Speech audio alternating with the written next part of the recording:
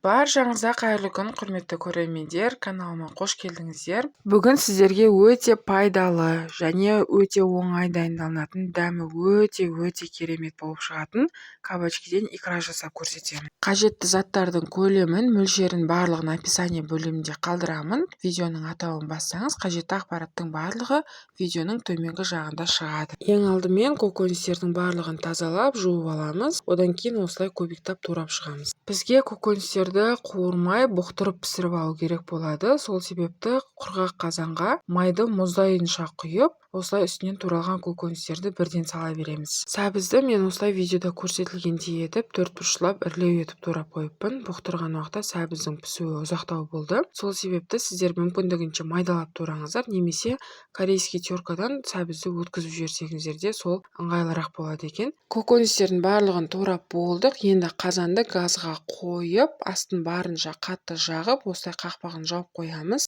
Көкөністерді араластырудың қажеті жоқ. Қазір бір бұрқылдап қайнап шыққанда бір араластырып қойсақ жеткілікті. Енді кабачкиларымызды турап аламыз. Егер де қабығы жасыл болса, мейлінше ашып тазалап тастағанымыз дұрыс болады. Себебі икраның түсі жасыл тартып тұратын болады. енді менде кабачки ақшылдау болғандықтан қабығын ашырмай осылай төрт бұрышлап турап алдым.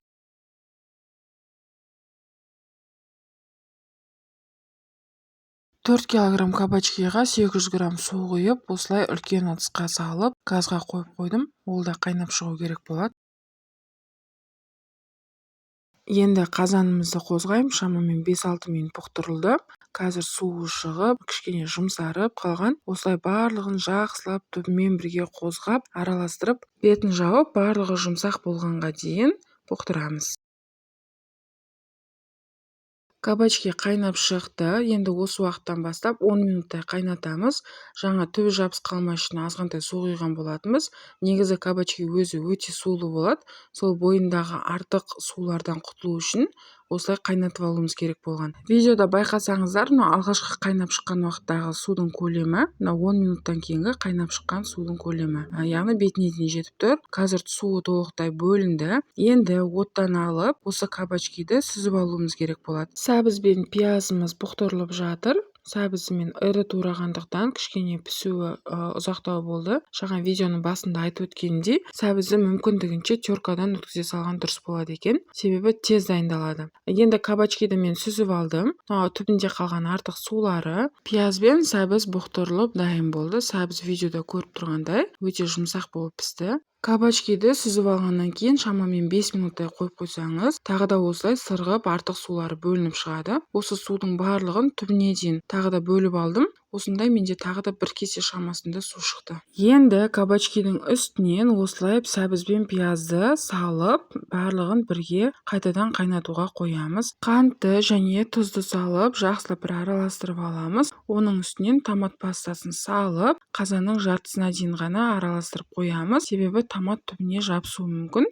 Кейін қайнап шыққан екен, суына қосылғаннан кейін толықтай барлығын араластырып аламыз. Орташа отта шамамен тағы да 10-15 минут бұқтырып қайнатып аламыз. Дәміне қарай қара бұрыш қоссаңыздар болады. Мен осылай горошек перец қосып көрдім. Енді бізде барлығы қайнап дайын болды. Енді блендерде езуіміз қажет болады. Менде погружной блендер болмағандықтан осындай үлкен блендерге салып, 1-1,5 минут айналдырып, осылай пюре етіп жасап алдым.